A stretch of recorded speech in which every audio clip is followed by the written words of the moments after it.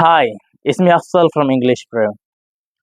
കുറച്ച് ബേസിക് ആയിട്ടുള്ള language tips നമുക്കൊന്ന് ഡിസ്കസ് ചെയ്യാം.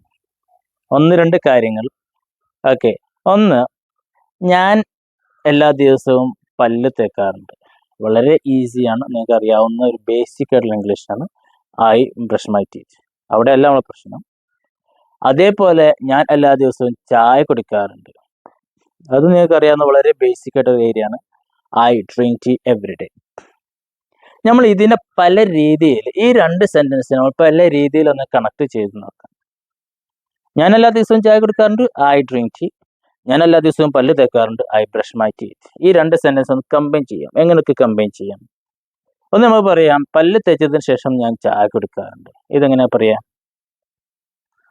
After brushing my teeth I drink tea. ഓക്കെയാണ്. അല്ലെങ്കിൽ ചായ കുടിക്കുന്നതിന് മുമ്പ് ഞാൻ പല്ല് തേക്കാറുണ്ട്, I brush my teeth before drinking tea. അപ്പം നമ്മൾ ആഫ്റ്റർ ബിഫോർ ഉപയോഗിച്ചിട്ട് രണ്ട് സെന്റൻസ് നമ്മൾ ഒറ്റ സെന്റൻസ് ആക്കി മാറ്റി. ഇനി പറയാ, പല്ല് തേച്ചില്ലെങ്കിലും ഞാൻ ചായ കൊടുക്കാറുണ്ട്. ഇതെങ്ങനെ പറയാം? വീഡിയോ പോസ് ചെയ്തിട്ട് നിങ്ങളുടെ ട്രാൻസ്ലേഷൻ താഴെ കമന്റ് ചെയ്യാം, എന്നിട്ട് വീഡിയോ പ്രൊസീഡ് ചെയ്യാം. പല്ല് തേച്ചില്ലെങ്കിലും ഞാൻ ചായ കൊടുക്കാറുണ്ട്. ഓക്കെ, അന്ന് നമുക്ക് ഈവൻ ദോ കൊടുക്കാം. Even though I don't brush my teeth I drink tea. Even though I don't brush my teeth I drink tea. Okay ആണല്ലോ അല്ലേ? ഓക്കെ, ഇനി വേണമെങ്കിൽ പല്ല് തേക്കാത്ത കാലത്തോളം ഞാൻ ചായ കുടിക്കാറില്ല എന്നെങ്ങനെ പറയാ? പല്ല് തേക്കാത്ത കാലത്തോളം ഞാൻ ചായ കുടിക്കാറില്ല. അപ്പൊ രണ്ടും ഡോണ്ട് ആക്കണം. ഞാൻ ചായ കുടിക്കാറില്ല, ഐ ഡോണ്ട് ഡ്രിങ്ക് ടീ എന്ന് പറയും. ഞാൻ പല്ല് തേക്കാറില്ല, ഐ ഡോണ്ട് ബ്രഷ്. അപ്പൊ ഇത് രണ്ടും കൂടെ കമ്പൈൻ ചെയ്യാൻ പറ്റുമോ? എങ്ങനെ നമുക്ക് കമ്പൈൻ ചെയ്യാം? ഞാൻ പല്ല് തേക്കാത്ത കാലത്തോളം ചായ കുടിക്കാറില്ല. ഇവിടെ പറയാൻ പറ്റും, I don't drink tea unless I brush my teeth.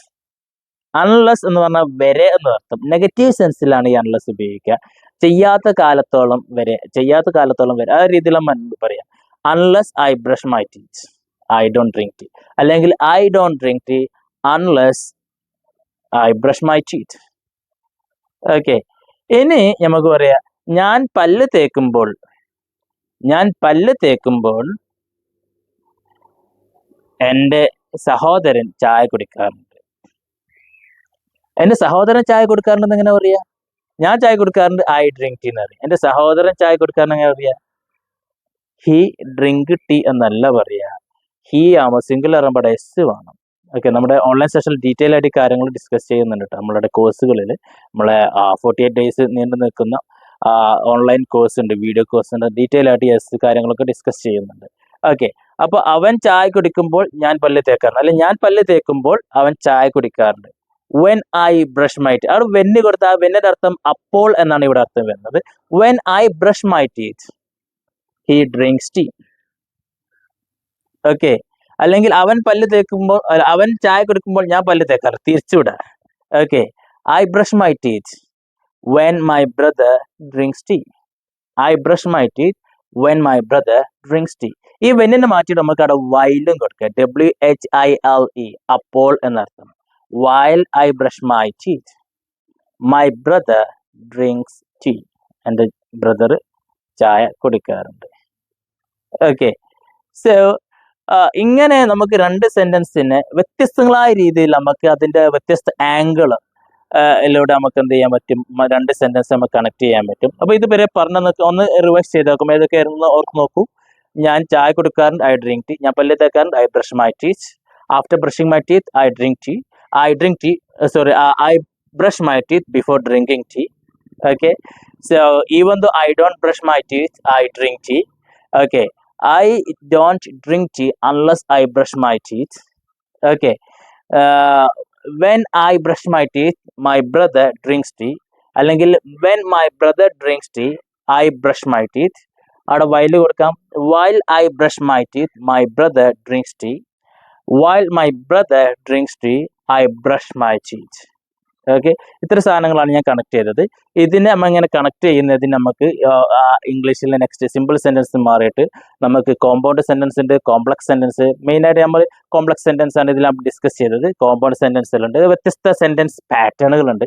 ഈ ഒരു വ്യത്യസ്ത സെൻറ്റൻസ് പാറ്റേണിൽ നമ്മൾ സ്ട്രോങ് ആകുമ്പോഴാണ് നമ്മളെ റൈറ്റിങ്ങിൽ നമ്മൾ സ്ട്രോങ് ആകുന്നത്. ഓക്കെ, ഈ compound sentence, complex sentence, compound complex sentence, അതേപോലെ തുടങ്ങുന്ന ഒരു sentence I brush my teeth എന്ന് പറയുമ്പോൾ ഐയോടെ തുടങ്ങി സബ്ജക്റ്റ്, അതായത് സബ്ജക്റ്റ് ആയിട്ട് ഐ യു ദേ വി ആണ് വന്നിട്ടുള്ളത്. ഈ ഒരു you they we he she it ഇതേപോലെ സാധനങ്ങൾ തുടങ്ങാം. അതേപോലെ നമുക്ക് ഐ എൻ ജിയോട് തുടങ്ങാം. അതായത് drinking tea is my weakness. Drinking I N ജിയോട്, ചായ കുടിക്കൽ എൻ്റെ വീക്ക്നെസ് ആണ്. ഓക്കെ, അപ്പൊ ഇങ്ങനെ പല രീതിയിൽ സെന്റൻസ് ടൈപ്പുകൾ വരുന്നുണ്ട്. ഈ എല്ലാ ടൈപ്പുകളും സ്ട്രക്ചറുകളും പക്ക ക്ലിയർ ആയി കഴിഞ്ഞാൽ നമ്മുടെ റൈറ്റിംഗ് നമുക്ക് നല്ല സ്ട്രോങ് ആയിട്ട് മാറ്റാൻ പറ്റും. ഓക്കെ, സോ റൈറ്റിംഗിൽ ഇംഗ്ലീഷ് പ്രോ സ്പെഷ്യൽ ആയിട്ട് കോച്ചിങ് നമ്മൾ കൊടുക്കുന്നുണ്ട്. ഇൻഡിവിജ്വൽ കോച്ചിങ് ആണ്. അപ്പോൾ താല്പര്യമുള്ളവർ കോൺടാക്ട് ചെയ്യാം. ഓക്കെ, റൈറ്റിംഗിൽ വരുമ്പോൾ അതിൽ ബേസിക് ഡിസ്കഷൻ കൊടുക്കുന്നു. നിങ്ങൾ റൈറ്റിങ്ങിൻ്റെ ടോപ്പിക് തരുന്നു. ആ ടോപ്പിക്കിനെ ബേസ് ചെയ്ത് നിങ്ങൾ റൈറ്റിംഗ് ചെയ്ത് പ്രിപ്പയർ ചെയ്ത് നമുക്ക് അയച്ചു തരുന്നു. അത് നമ്മൾ ചെക്ക് ചെയ്ത് വേണ്ട ഇൻസ്ട്രക്ഷൻസ് നൽകുന്നു. ഈ രീതിയിൽ ഒരു കംപ്ലീറ്റ് റൈറ്റിംഗ് സൊല്യൂഷന് നമ്മുടെ ഇംഗ്ലീഷ് പ്രോ നിങ്ങൾക്ക് നൽകുന്നുണ്ട്. താല്പര്യമുള്ളവർ കോൺടാക്ട് ചെയ്യാം. Thank you, by.